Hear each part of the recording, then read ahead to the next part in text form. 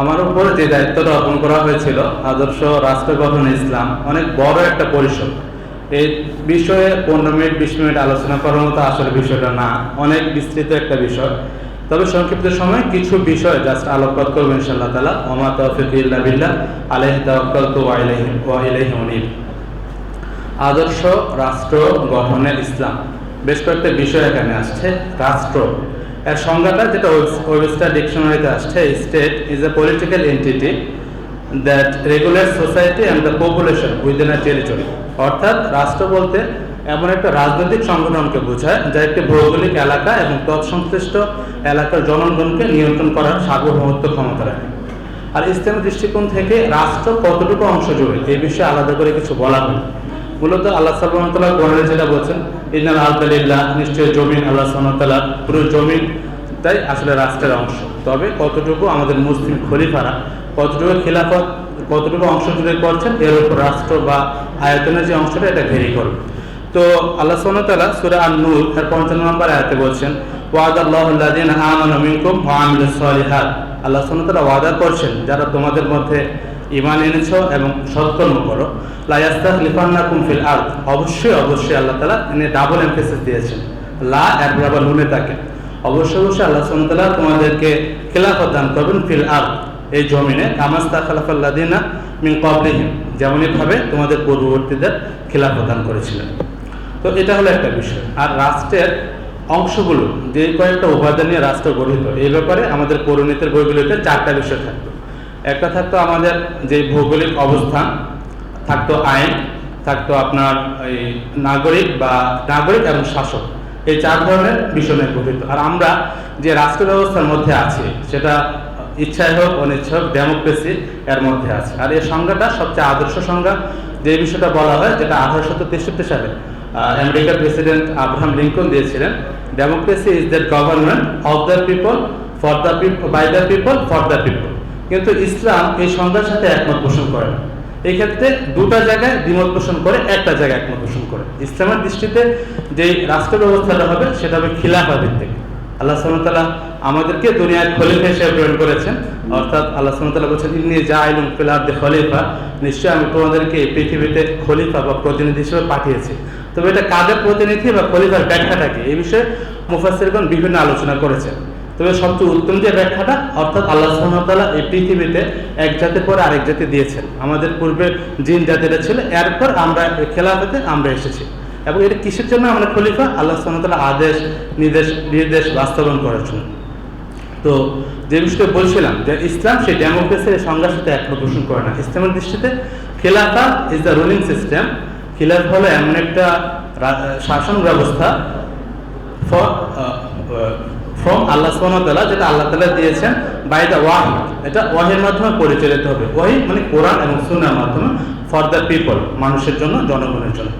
আর এরপর এই হলো রাষ্ট্র বিষয়ে আমার কিছু সংক্ষিপ্ত কথাবার্তা। এরপর বিষয় আদর্শের যে দিকটা দেখব, সব দিক থেকে আদর্শের সর্বোত্তম উদাহরণ হলেন রাসূলুল্লাহ সাল্লাল্লাহু আলাইহি ওয়াসাল্লাম। যে বিষয়টা দিয়ে আমি আমার আলোচনা শুরু করেছিলাম, আল্লাহ সুবহানাহু ওয়া তাআলা সূরা আল আহজাব 33 নম্বর সূরা 21 নম্বর আয়াতে বলছেন, লাকাদ কানা লাকুম ফি রাসূলিল্লাহি উসওয়াতুন হাসানাহ লিমান কানা ইয়ারজুল্লাহ ওয়াল ইয়াউমাল আখির ওয়া যাকারাল্লাহা কাসীরা।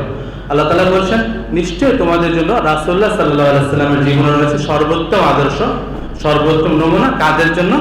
লিমান মান কানা ইয়ারজু লিকা, যে আল্লাহ সুবহানাহু ওয়া তাআলার সাথে সাক্ষাতের আশা পোষণ করে এবং কিয়ামতের দিবসের উপর বিশ্বাস পোষণ করে এবং আল্লাহকে বেশি বেশি করে স্মরণ করে। তাহলে আমরা আদর্শ রাষ্ট্রের ক্ষেত্রে বুঝতে পারলাম যে রাসূলুল্লাহ সাল্লাল্লাহু আলাইহি ওয়াসাল্লাম যে শরীয়তটা নিয়ে এসেছিলেন, যেভাবে তিনি মক্কা থেকে মদিনায় গিয়ে ইসলামিক একটা সমাজ প্রতিষ্ঠা করেছিলেন, সেই সমাজে যে সকল নীতিগুলি ছিল, শিক্ষানীতি বলি, পররাষ্ট্র নীতি বলি, আমাদের আইন শাসন বিচার, প্রত্যেকটা ক্ষেত্রে রাসূলুল্লাহ সাল্লাল্লাহু আলাইহি ওয়াসাল্লাম আমাদের জন্য আদর্শ। তিনি যেভাবে আমাদেরকে দিক নির্দেশন দিয়েছেন সেটা আমাদের জন্য আদর্শ। আর ইসলামের ব্যাপারে তো আল্লাহ সুবহানাহু ওয়া তাআলা বলে দিয়েছেন, একমাত্র যে রিলিজিয়ন বা যে ধর্ম ব্যবস্থা, শাসন তন্ত্র মন্ত্র আইন ইজম যাই বলি, এটা হলো ইসলাম। এবং এটা আদম আলাইহিস সালাম থেকে শুরু করে আমরা কিয়ামত অবধি যারা আসবে সবার জন্য ইসলাম নির্ধারিত। আল্লাহ সুবহানাহু ওয়া তাআলা সূরা আলে ইমরানের 19 নম্বর আয়াতে বলেন, ইন্না দীনা ইনদাল্লাহিল ইসলাম, নিশ্চয়ই একমাত্র দ্বীন, জীবন ব্যবস্থা, মতবাদ, আইন ইজম সবকিছু আল্লাহ সুবহানাহু ওয়া তাআলা নির্ধারিত, সেটা হলো ইসলাম। আল্লাহ সুবহানাহু ওয়া তাআলা অন্যত্র বলছেন, যেটা বিদায় হজের সময় রাসূলুল্লাহ সাল্লাল্লাহু আলাইহি ওয়াসাল্লামের নিকট নাজিল হয়েছিল যে আয়াতটা, সূরা মাইদার 3 নম্বর আয়াতে বলা হচ্ছে, আল-ইয়াওমা আকমালতু লাকুম দীনাকুম ওয়া আতমামতু আলাইকুম নি'মাতি ওয়া রাদিতু লাকুমুল ইসলামা দীনা।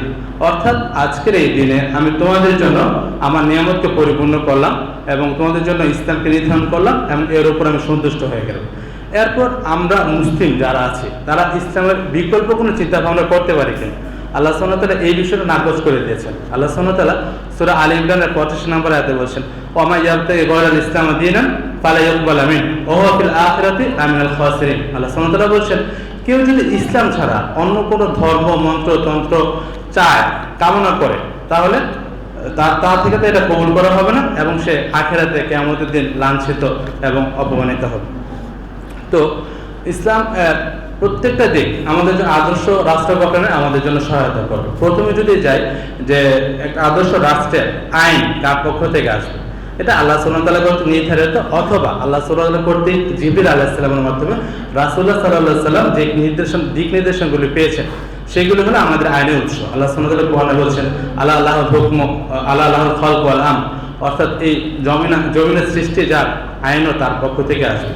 আল্লাহ সুবহানাহু ওয়া তাআলা অন্যত্র বলেছেন, ইনিল হুকমু ইল্লা লিল্লাহ, নিশ্চয়ই হুকুম বা আদেশ সকল কিছু আল্লাহ সুবহানাহু ওয়া তাআলার কাছ থেকে আসে। আর বিচারের ক্ষেত্রে সর্বোত্তম আদর্শ কি, ইসলাম তাও বলছে কোরআন এবং সুন্নাহ অনুযায়ী যেভাবে বিচার ব্যবস্থাপনার কথা বলা হচ্ছে সেটাই হলো আমাদের জন্য আদর্শ। এবং আমাদের আল্লাহ সুবহানাহু ওয়া তাআলা সর্বক্ষেত্রে আদল এবং ইহসানের কথা বলেন। আল্লাহ সুবহানাহু ওয়া তাআলা কোরআন কারিমে আদেশ করেছেন, ইন্নাল্লাহা ইয়া'মুরুকুম বিল আদলি ওয়াল ইহসানি ওয়া ইতা'i যিল কুরবা ওয়া ইয়ানহা আনিল ফাহশাই ওয়াল মুনকারি ওয়াল বাগই লাআল্লাকুম ইয়াযকুরুন লাআল্লাকুম তাত্তাকুন। অর্থাৎ বলা হচ্ছে, নিশ্চয়ই আল্লাহ সুবহানাহু ওয়া তাআলা তোমাদেরকে আদেশ করেন ন্যায়পরায়ণতা এবং কি সাম্যের আদলের আদেশ করেন। আল্লাহ সুবহানাহু ওয়া তাআলা কোরআন কারিমে অন্যত্র বলেছেন, এই দিলু ওয়া আকরাবু লিত তাকওয়া, তোমরা আদল করো, ন্যায় বিচার প্রতিষ্ঠা করো, আর এটাই হলো তাকওয়ার অধিকতর নিকটবর্তী অংশ বা নিকটবর্তী বিষয়। তারপর আমাদের মতপ্রকার যদি কোনো প্রকার মতভেদ হয় কারো, আমরা ওই ক্ষেত্রে কোন দিকে ফিরে যাব, এবং আমাদের কোনো ক্ষেত্রে মতবিরোধ হলে, তর্ক বিতর্ক হলে, ওই ক্ষেত্রে আল্লাহ সুবহানাহু ওয়া তাআলা বলছেন যে ঈমানদারকে উদ্দেশ্য করে, ইয়া আইয়ুহাল্লাযীনা আমানু আতিউল্লাহ ওয়া আতিউর রাসূল ওয়া উলিল আমরি মিনকুম, তো হে ঈমানদারগণ তোমরা আল্লাহর আনুগত্য করো এবং রাসূলের আনুগত্য করো এবং উলিল আমর। এক্ষেত্রে দুটো ব্যাখ্যা ওলামায়ে কেরাম দেন। উলিল আমর একদিক থেকে হলো শাসক, আরেক দিক থেকে হলো আলেম সমাজ। তবে আলেম সমাজ ও উলিল আমর যা বলে তা আনুগত্য করো। তবে কোনো বিষয়ে যদি তোমাদের মধ্যে কোনো মতভেদ দেখা যায়, ফাদুদ্দুহু ইলাল্লাহি ওয়া রাসূল, তাহলে তোমরা ফিরে যাও আল্লাহর দিকে এবং রাসূল সাল্লাল্লাহু আলাইহি ওয়াসাল্লামের দিকে। ইসলামের দিক থেকে শিক্ষানীতি, আর শিক্ষানীতির ক্ষেত্রে বলতে গেলে প্রথমে বলতে হয় আল্লাহ সুবহানাহু ওয়া তাআলা প্রথম যে আদেশটা আমাদেরকে দিয়েছেন, শিক্ষা গ্রহণের আদেশটা দিয়েছেন। আল্লাহ তাআলা তো প্রথমে বলেননি তুমি সালাত আদায় করো, সিয়াম পালন করো, হজ আদায় করো, যাকাত আদায় করো, মানে পাঁচটা ইসলাম যার উপর প্রতিষ্ঠিত আছে, বুনিয়াল ইসলামু আলা খামস, সে পাঁচটার ভিত্তিতে কোনোটা আল্লাহ তাআলা প্রথম আদেশ করেনি। প্রথম আদেশটা করেছেন ইকরা বিসমি রাব্বিকাল্লাযী খালাক, পড়ো সে রবের নামে যিনি তোমাকে সৃষ্টি করেছেন। এরপর আল্লাহ সুবহানাহু ওয়া তাআলা বলছেন যে বিষয়টা একটু আগে আমার ছোট ভাই আলোচনা করে গেলেন, আমাদের এক স্টুডেন্ট, ফাআলাম আন্নাহু লা ইলাহা ইল্লাল্লাহ, আল্লাহ সুবহানাহু ওয়া তাআলা তার বান্দাদেরকে আদেশ করছেন তুমি শিক্ষা গ্রহণ করো, আল্লাহ ছাড়া আর কোনো ইলাহ নেই। এরপর রাসূলুল্লাহ সাল্লাল্লাহু আলাইহি ওয়াসাল্লাম আমাদের শিক্ষা গ্রহণের প্রতি অনেক বেশি গুরুত্ব দিতেন। এমনকি আমরা যেটা দেখতে পেতাম যে যুদ্ধবন্দীদের মুক্তি হিসাবে তাদেরকে দায়িত্ব দেওয়া হতো 10 জন করে আমাদের সাহাবাদের বা মুসলিমদের শিক্ষা গ্রহণ করানো। এমনকি আমরা জানি সাহাবা পাড়ার অববাহিকায় আমরা যে দারুল আরকাম ছিল সেটাও শিক্ষা গ্রহণের প্রতি আলাদা গুরুত্ব প্রদর্শন করে। এরপর আল্লাহ সুবহানাহু ওয়া তাআলা রাসূলুল্লাহ সাল্লাল্লাহু আলাইহি ওয়াসাল্লাম অন্য জায়গায় বলেছেন যে মাইরিদুল্লাহু বিহি খায়রান ফাকিহু ফিদ্দিন, আল্লাহ সুবহানাহু ওয়া তাআলা যার কল্যাণ কামনা করেন তাকে ফিকহ অর্থাৎ দ্বীনের অধিকতর জ্ঞান দান করেন। আল্লাহ সুবহানাহু ওয়া তাআলা কোরআন কারিমে বলেছেন আমায়ুতাল হিকমাতা ফাকাদ উতিয়া খায়রান কাসীরা, যাকে হিকমত বিশেষ প্রজ্ঞাপূর্ণ জ্ঞান দেওয়া হয় তাকে যেন প্রভূত কল্যাণ দান করা হয়। মুফাসসিরিনে কিরাম হিকমতের অনেকগুলি আলোচনা করেছেন, অন্যতম আলোচনা এখানে হাদিসের কথা বলা হচ্ছে। তো যে বিষয়টি বলছিলাম, শিক্ষার ক্ষেত্রে সর্বক্ষেত্রে ইসলাম বিশেষ গুরুত্ব প্রদান করে আসছে। এরপর আমরা যদি দেখি যে নারীদের অধিকার রিলেটেড যে বিষয়গুলি ছিল, ইসলামের পূর্বে নারীদের অধিকার আসলে সমাজে ছিল না বললেই চলে। যে বিষয়টা আমরা কোরআন কারিমে দেখি যে ওই জাহেলি জমানায়, জাহেলি যুগে জীবন্ত কন্যাকে কবরে গেঁথে দেওয়া হতো। আল্লাহ সুবহানাহু ওয়া তাআলা এটাই বলছেন ওয়াইদাল মাউউদাতু সুইলাত বিআইয়ি যামবিন কুতিলাত, কিয়ামতের দিন যে সকল নারীদেরকে মেয়েদেরকে জীবন্ত প্রথিত করা হতো কবরে, তাদেরকে তুলে দিয়ে বলা হবে বিআইয়ি যামবিন কুতিলাত, তোমাকে কোন সে মানে পাপের কারণে তোমাকে হত্যা করা হলো। আর আমরা তখনকার পরিবেশ থেকে ইসলাম নারীদেরকে সর্বোচ্চ মর্যাদা দিয়েছে এবং প্রতিটা ক্ষেত্রে ইসলাম তাদেরকে মর্যাদা দিয়েছে। মেয়ে সন্তান হিসেবে, বোন হিসেবে, তার স্ত্রী হিসেবে এবং মা বাবা হিসেবে। রাসূল সাল্লাল্লাহু আলাইহি ওয়াসাল্লামের বিভিন্ন হাদিস থেকে আমরা বিষয়গুলো বুঝতে পারি। রাসূল সাল্লাল্লাহু আলাইহি ওয়াসাল্লাম বলেছেন যে কারো যদি দুটা বা তিনটা কন্যা থাকে, দুটা বা তিনটা বোন থাকে, যদি সে তাকে ঠিকমতো লালন পালন করে, তাকে আদব শিক্ষা দেয় এবং তাকে সৎপাত্রস্থ করে, তাহলে তারা তার জন্য প্রতিবন্ধক হয়ে দাঁড়াবে, তার জন্য জাহান্নামের প্রতিবন্ধক হয়ে দাঁড়াবে এবং তারা জান্নাতে প্রবেশ করবে এই কাজের বিনিময়ে। এরপর স্ত্রী হিসেবে আল্লাহ সুবহানাহু ওয়া তাআলা কোরআনে অনেক জায়গাতে তাদের প্রতি সঠিক তাদের মর্যাদা দেওয়ার কথা আল্লাহ সুবহানাহু ওয়া তাআলা বলেছেন এবং কোনো ক্ষেত্রে যাতে জুলুম করা না হয় বিশেষভাবে মর্যাদা দিয়েছেন। এরপর আমাদের বৃদ্ধ বয়সে উপনীত হলে মা অথবা বাবা, এখানে মায়ের ক্ষেত্রে আল্লাহ রাসূল সাল্লাল্লাহু আলাইহি ওয়াসাল্লামকে প্রশ্ন করা হয়েছিল যে আমার হকের দিক থেকে কে সবচেয়ে বেশি হকদার, মান আবাব, কাকে আমরা সবচেয়ে বেশি সম্মান প্রদর্শন করবো। রাসূলুল্লাহ সাল্লাল্লাহু আলাইহি ওয়াসাল্লাম বলেন উম্মক, তোমার মাকে। তুম্মা মান, এরপর কাকে? রাসূলুল্লাহ সাল্লাল্লাহু আলাইহি ওয়াসাল্লাম আবার বলেন উম্মক, তোমার মাকে। আবার বলা হলো তুম্মা মান, এরপর কাকে? রাসূলুল্লাহ সাল্লাল্লাহু আলাইহি ওয়াসাল্লাম বলেন আবার উম্মক, তিনবার। অর্থাৎ রাসূলুল্লাহ সাল্লাল্লাহু আলাইহি ওয়াসাল্লাম তিনবার আগে মায়ের কথা, মায়ের হক দেওয়ার কথা বলার পরে সর্বশেষে বললেন যে কিনা তুম্মা আবু, এরপর তোমার বাবাকে। এরপর অন্যান্য হাদিসে আসছে এরপর তোমাদের সুম্মাল আকরাবুন, এরপর তোমার নিকটবর্তী আত্মীয় স্বজন যারা আছেন তাদের হক দেওয়ার ব্যাপারে বলা হয়েছে। এরপর আমরা যে প্রচলিত আছে একটা যে কথা আল জান্নাতু তাহতা উম্মাহাত, হাদিসে এই বর্ণনাটা বিশুদ্ধ না, কিন্তু অন্য একটা বর্ণনা আছে ফালজামহা, রাসূলুল্লাহ সাল্লাল্লাহু আলাইহি ওয়াসাল্লাম বলেছেন তুমি তোমার মাকে আঁকড়ে ধরো, তোমার মাই তোমার জান্নাত। তো এইভাবে ইসলাম নারীকে সর্বোচ্চ সম্মাননা দিয়েছে। আর আমাদের যে মানে ইসলামকে যারা পছন্দ করে না, ইসলাম বিদ্বেষীরা যেরকম মতবাদটা দিয়ে থাকে যে ইসলাম তার নারীকে অর্ধেক দিয়েছে সম্পদের ক্ষেত্রে আর তাকে ডাবল দিয়েছে ছেলেদেরকে, কিন্তু এটা বাস্তবিক অর্থে সর্বদিক থেকে মেয়েদের লাভ। আসলে নারীদের তো আলাদা করে অধিকার মানে কোনো কাজের কোনো কথাই বলা হয়নি, তারা ছোটবেলায় মা বাবার উপর ডিপেন্ডেন্ট, যখন তারা বড় হবে তখন স্বামীর উপর ডিপেন্ডেন্ট, যখন আরো বড় হবে সন্তান সন্ততির উপর ডিপেন্ডেন্ট। এরপর ইসলাম আদলের যে কথাটা বলে, আদলের পাশাপাশি পরবর্তী ইসলাম পররাষ্ট্রনীতির ক্ষেত্রে সর্বোত্তম উদাহরণ রাসূলুল্লাহ সাল্লাল্লাহু আলাইহি ওয়াসাল্লাম ছিলেন। তিনি তার সময়ে যে বিভিন্ন জায়গায় দাওয়াতের জন্য বিভিন্ন রাষ্ট্রের সম্রাটদের নিকট, রাজাদের নিকট পাঠিয়েছিলেন, ইসলাম গ্রহণের আহ্বান দিয়েছিলেন এবং তাদের সাথে কীভাবে সংযতপূর্ণভাবে অবস্থান করা যায়, সহ অবস্থান করা যায়, এই বিষয়টি উনি আমাদের সুন্দর দিক নির্দেশনা দিয়ে গিয়েছেন।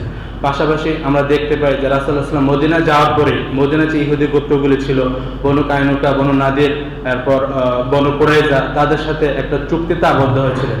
এই সনদ আসলে ইসলাম সবসময় আপনার সন্ধি চুক্তিটা পছন্দ করে, বিশ্বাস করে।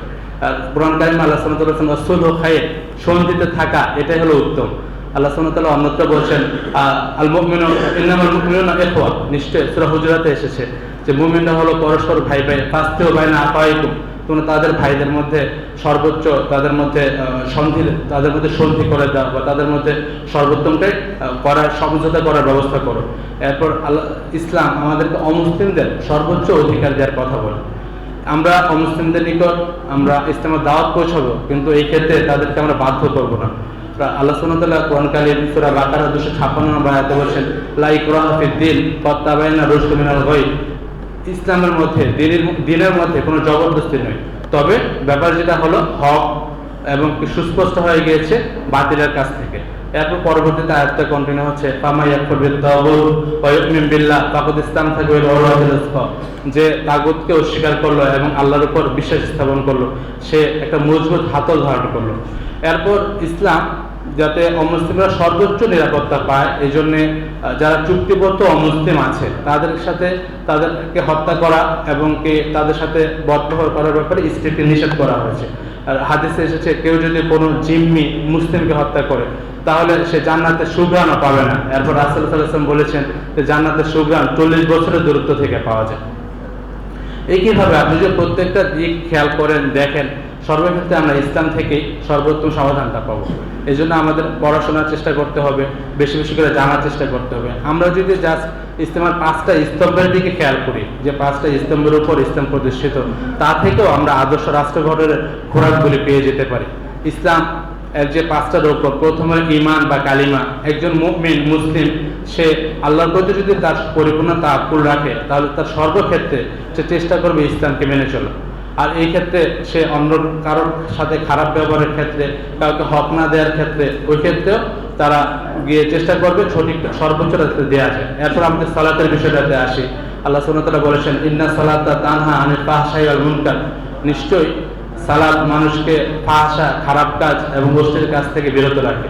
এর মাধ্যমে আমাদের আদর্শ রাষ্ট্র প্রতিষ্ঠাতা উত্তম হবে, সর্বোত্তম হবে। রাসূলুল্লাহ সাল্লাল্লাহু আলাইহি ওয়াসাল্লাম বলেছেন যে সালাত আদায় করে এর মাধ্যমে এরপর সে আল্লাহর উপর তাওয়াক্কুল করে, তার জন্য অনেক পুরস্কারের কথা কোরআনে মুসলিমে এসেছে। এরপর আমরা যদি সালাতে অন্যান্য যে বিষয়গুলি আসছে, আমরা সালাতের মাধ্যমে একতাবদ্ধ থাকার বিধানটা আমরা পাই। যারা মুসলিম আমরা যারা আছি, তারা দিনে অন্তত 5 বার জামাতে একত্রিত হই, একটা সমাজের সবার সাথে ভ্রাতৃত্ববোধের যে বিষয়টা, এটা সুপ্রতিষ্ঠিত হয়। এরপর আমরা সিয়ামের বিষয়টা যদি দেখি, আমরা সিয়ামের সময়টাতে মানে ধনী গরিব নির্বিশেষে সবাই একই রুটিন ফলো করি। যারা মুসলিম আমরা সাহারের সময় উঠে সাহারে করি, জামাতের সালাত করি, সবসময় আদায় করার চেষ্টা করি। রমাদানে আমরা বিশেষ গুরুত্ব দিই। এরপর আমরা ইফতার করি একসাথে, তখন ধনী গরিব সবাই একত্রিত হয়ে মিলেমিশে একাকার হয়ে যায়, ইফতার করে। এতে ধনী গরিবের যে বৈষম্যটা, এটাও দূর হয়। আর এই বিষয়টা সবচেয়ে বেশি ভালো যে বিষয়টা, সেটা হলো যাকাতের যে বিষয়টা। আল্লাহ সুবহানাহু ওয়া তাআলা কোরআন কারিমে বলেছেন, ওয়া ফি আমওয়ালিহিম হাক্কুল লিস-সাইলি ওয়াল মাহরুম। ধনীদের মাল সম্পদের মধ্যে মাহরুমদের জন্য এবং কি যারা গরিব আছে তাদের জন্য হক রয়েছে, অধিকার রয়েছে। এটা গরিবদের জন্য কোনো প্রকার অনুগ্রহ না, এটা হলো তার হক, অধিকার। রাসূলুল্লাহ সাল্লাল্লাহু আলাইহি ওয়াসাল্লাম বলেছেন যে গরিবদের যে হক তা পরিপূর্ণরূপে আদায় করে দেওয়ার ব্যাপারে বলেছেন। এরপরে যাকাতের মাধ্যমে আমাদের বাস্তবিক অর্থে যদি যাকাত সিস্টেমটা চালু থাকতো এবং আমরা যদি যাকাত ঠিকমতো আদায় করতাম, ওই ক্ষেত্রে আমাদের ধনী গরিবের বৈষম্যটা থাকতো না। আমরা যদি খেয়াল করে দেখি, প্রতিটা সমাজে 2টা শ্রেণীর লোক আছে, অতি গরিব লোয়েস্ট, আর একটা হলো হাইয়েস্ট অতি ধনী। তো মধ্যবর্তী অবস্থান, আমাদের তো লোক সংখ্যা অনেক কম, কিন্তু যদি যাকাত ব্যবস্থাটা চালু থাকতো তাহলে আমাদের ধনী গরিবের বৈষম্যটা থাকতো না। আর পাশাপাশি পঞ্চম যে স্তম্ভ, হজের যে বিষয়টা, এই হজ আমাদের মুসলিমদের একটা অন্যতম বৃহৎ সম্মেলন। দেশ দূর দূরান্ত থেকে সবাই মিলে আমরা একত্রিত হই। এর মাধ্যমে আমাদের পররাষ্ট্র নীতিটাও আমাদের এর মাধ্যমে উজ্জীবিত হয় এবং এর মাধ্যমে আমরা আমাদের যে আদর্শ রাষ্ট্র গঠনে আরো আমরা একত্রিত হতে পারি। এরপর ইসলাম আমরা প্রত্যেকটা বিষয়ে যেমন আমাদের কারণগুলি বসে, পাশাপাশি কিভাবে সমাধান হবে এই বিষয়গুলি বলা আছে। আল্লাহ সুবহানাহু ওয়া তাআলা মদ জুয়া বিষয়গুলি হারাম করেছেন এবং পাশাপাশি তা থেকে দূরে থাকার অনেকগুলো বিষয় সমাধান কোরআন কারিমে এসেছে। আল্লাহ সুবহানাহু ওয়া তাআলা সূরা মাইদার 90 নম্বর আয়াতে উল্লেখ করেছেন, ইয়া আইয়ুহাল্লাযীনা আমানু, হে ঈমানদারগণ, ইন্নামাল খামরু ওয়াল মাইসিরু ওয়াল আনসাবু ওয়াল আসলাম রিজসুম মিন আমালিশ শাইতান। নিশ্চয়ই মদ জুয়া ভাগ্য নির্ধারক যে তীরসমূহ আছে এবং পূজার যে বিধি, আল্লাহ সুবহানাহু ওয়া তাআলা এগুলো হলো সব শয়তানের পক্ষ থেকে, শয়তানের কাজ, পাঁচতানে বহু, তোমরা তা থেকে দূরে থাকো, লাআল্লাকুম তুফলিহুন, আশা করা যায় তোমরা তার মাধ্যমে তোমরা সফলকাম হতে পারবে। রাসূলুল্লাহ সাল্লাল্লাহু আলাইহি ওয়াসাল্লাম হাদিসে বলেছেন মদের ব্যাপারে, মাদকতার ব্যাপারে, কুল্লু মুসকিরিন খাম ওয়া কুল্লু খামরিন হারাম, অর্থাৎ প্রত্যেক নেশাজাতীয় যে দ্রব্য আছে সেই বিষয়গুলি মাদকতার অংশ এবং প্রত্যেক মাদকতার বিষয় হারাম। রাসূলুল্লাহ সাল্লাল্লাহু আলাইহি ওয়াসাল্লাম হাদিসে 10 শ্রেণীর লোকের কথা বলেছেন মদের সাথে রিলেটেড। মদ যে বানায়, মদ যে বিক্রি করে, যে কিনে, যে পরিবেশন করে, যে মধ্যস্থতাকারী, এরকম 10 শ্রেণীর লোকের জন্য লানত, অভিশাপের কথা বলা হয়েছে। এরপর আমরা এইভাবে যদি যাই সুদের ব্যাপারে, আল্লাহ সুবহানাহু ওয়া তাআলা কোরআনুল কারীমে বলেছেন, আহাল্লাল্লাহুল বাই'a ওয়া হারামা রিবা। আল্লাহ সুবহানাহু ওয়া তাআলা ব্যবসাকে হালাল করেছেন এবং সুদকে করেছেন হারাম। এরপর রাসূলুল্লাহ সাল্লাল্লাহু আলাইহি ওয়াসাল্লাম তার হাদিসে বলেছেন, লাআনাল্লাহু আকিলা রিবা ওয়া মুকিলাহু। রাসূলুল্লাহ 4 শ্রেণীর লোকের কথা সেই হাদিসে বলেছেন যে আল্লাহ সুবহানাহু ওয়া তাআলা লানত করেন তাদের উপর যে সুদ খায়, যে সুদ নেয়, যে সুদ দেয়, আর যে সুদের মধ্যে মধ্যস্থতা করে, আর যে সুদ লিখে। এই কিভাবে প্রত্যেকটা ক্ষেত্রে যদি আপনি যান, ইসলামের সর্বোত্তম সমাধানটাই পাবেন। এরপর আমরা অন্যান্য যে মানুষকে হত্যা রাহাজানি বন্ধের ব্যাপারে ইসলাম ক্লিয়ার কাট অনেক ক্ষেত্রে বিষয়গুলি ক্লিয়ার করেছে। আল্লাহ সুবহানাহু ওয়া তাআলা কোরআনে বলেছেন যে মান কাতালা নাফসান মুতাআম্মিদান, কেউ যদি কোনো ব্যক্তিকে ইচ্ছাকৃতভাবে হত্যা করে, ফাজাযাউ জাহান্নাম, তার তার ঠিকানা হলো জাহান্নাম। এরপর আল্লাহ সুবহানাহু ওয়া তাআলা যাতে হত্যা না হয় এই জন্য তার সমাধান হিসেবে কিসাসের বিধানটা রেখেছেন। আল্লাহ সুবহানাহু ওয়া তাআলা কোরআনে বলেছেন যে তোমাদের জন্য কিসাসের বিধানটা দেওয়া হলো যাতে তোমরা এর মধ্যে রয়েছে তোমাদের জন্য জীবন। এবং কি আল্লাহ সুবহানাহু ওয়া তাআলা এত ক্লিয়ার কাট বিষয়গুলো বলেছেন, প্রত্যেকটা শাস্তি দেওয়ার ক্ষেত্রে সূরা নূরে আলোচনাটা পাবেন যে অপরাধীদের শাস্তি দেওয়ার সময় তোমাদের মনে যাতে ভালোবাসার উদ্রেক না হয়, কারণ এটা ভালোবাসার উদ্রেকের জায়গা না। অপরাধী তার শাস্তি পাবে, এর মাধ্যমে আমাদের শিক্ষা হবে সবার। হয়তো একজন সে ক্ষতিগ্রস্ত হচ্ছে বা একজন তার ক্ষতি না, সে তার মানে শাস্তি পাচ্ছে, এর মাধ্যমে পুরো সমাজটা চেঞ্জ হয়ে যাবে। এমনকি ইসলাম ওই ক্ষেত্রে কতটা সহমর্মিতা দেখায় দেখেন যে সাহাবাদের জীবনে পাবেন যে রাসূলুল্লাহ সাল্লাল্লাহু আলাইহি ওয়াসাল্লামের সময় এক সাহাবী গিয়ে তার যে জিনার কর্মের কথা বলেছে, এরপর রাসূলুল্লাহ সাল্লাল্লাহু আলাইহি ওয়াসাল্লাম তাকে কয়েক ধাপে, যে তার পেটে বাচ্চা ছিল তাকে বললেন যে বাচ্চা বের প্রসব হোক এরপরে এসো। এরপর আবার আসলেন সেই মহিলা সাহাবী, তাকে বললেন যে তোমার বাচ্চা দুধ পান শেষ হোক এরপরে আসো। এরপর আবার আসলেন, তখন তার যে শাস্তি বাস্তবায়ন করা হলো রজম। তখন যে সাহাবারা ছিলেন আশেপাশে, কোনো কোনো সাহাবী রজমের ফলে রক্ত তার গায়ে এসে পড়েছে, তখন তারা অপছন্দ করলেন বিষয়টা। তো রাসূলুল্লাহ সাল্লাল্লাহু আলাইহি ওয়াসাল্লাম তাকে ধমক দিয়ে বললেন যে তুমি জানো না আল্লাহ তার তওবা আল্লাহ তাআলা কিভাবে কবুল করেছেন। হয়তো দুনিয়ার জীবনে সে কঠোর শাস্তি পেল, কিন্তু আখিরাতে তার জন্য জান্নাত নিশ্চিত। এইভাবে ইসলাম যে বিষয়গুলি, ইসলাম প্রত্যেকটা ক্ষেত্রে আমাদের ক্লিয়ার কাট সমাধান দেয়। আমরা একইভাবে যদি দেখি যে আপনার অশ্লীলতার প্রচার প্রসার, এই ব্যাপারে আল্লাহ সুবহানাহু ওয়া তাআলা বলেছেন ওয়ালা তাকরাবুজ জিনা, তোমরা জিনা নিকটবর্তী হয় না, ইন্নাহু সাআ সাবিলা, ইন্নাহু কানা ফাহিশাতু ওয়া সাআ সাবিলা, সেটা হলো ফাহিশ একটা কাজ এবং খুবই মন্দ একটা কর্ম। একইভাবে ইসলাম যে চোর, চুরি ডাকাতি, এই ব্যাপারেও কঠোর নির্দেশনা দিয়েছে। চোরের ব্যাপারে আল্লাহ সুবহানাহু ওয়া তাআলা বলেছেন ওয়াসারিকু ওয়াসারিকাতু ফাকতু আইদিহুমা, তোমরা তাকে যে চোর এবং যে চুরি করে এবং যে পুরুষ হোক সে মহিলা হোক তার হাত কেটে দাও। এটা গর্বটা কথা না, নিঃসন্দেহে বিধানগুলি বাস্তবায়ন করবে আমাদের মুসলিম রাষ্ট্রপ্রধান, কিন্তু এর মাধ্যমে সে কি কারণে চুরি করেছে, তার আসলে নিডটা কেমন ছিল, কতটুকু করেছে, এর উপর শাস্তি কম বেশি হবে। কিন্তু এটা আমাদের জন্য একটা আপনার মুরাল হয়ে থাকবে, একটা আমাদের জন্য শিক্ষা হয়ে থাকবে, যাতে একজন শাস্তি পাওয়ার ফলে আমাদের পুরো সমাজটা পরিবর্তন হয়ে যায়। তো একইভাবে আমরা যত বেশি কোরআন এবং সুন্নাহ নিকটবর্তী হতে পারবো, এই বিষয়গুলি আমরা আরো ক্লিয়ার কাট জানতে পারবো। তো আমি এখানে রাখছি, আমাদের শাইখরা আছেন, এমনকি মাগরিবের সালাতের সময় হয়ে যাচ্ছে, আমরা আরো বিস্তারিত ইনশাআল্লাহ তাআলা শাইখদের কাছ থেকে জানতে পারবো। এই সংক্ষিপ্ত সময় যতটুকু আলোচনা করলাম, ভুল ভ্রান্তি আল্লাহ সুবহানাহু ওয়া তাআলা মাফ করে দিন। আমাদের বিশ্বের যে প্রান্তে আসে সকল মুসলিমদের সমস্যাগুলো আল্লাহ সুবহানাহু ওয়া তাআলা সমাধান করে দিন। উত্তরবঙ্গে যে বন্যা হচ্ছে তাদের বন্যা পরিস্থিতি সামাল দেওয়ার তৌফিক দিন। আল্লাহ সুবহানাহু ওয়া তাআলা সকলকে ঈমান এবং আমলের উপর রাখুন। আল্লাহুম্মা সাল্লি ওয়া সাল্লিম আলা নাবিয়িনা মুহাম্মদ ওয়া আলা আলিহি ওয়া সাহবিহি আজমাইন। সুবহানাকা আল্লাহুম্মা ওয়া বিহামদিক আশহাদু আল্লা ইলাহা ইল্লা আনতা আস্তাগফিরুকা ওয়া আতুবু ইলাইক। আসসালামু আলাইকুম ওয়া রাহমাতুল্লাহি ওয়া বারাকাতুহু।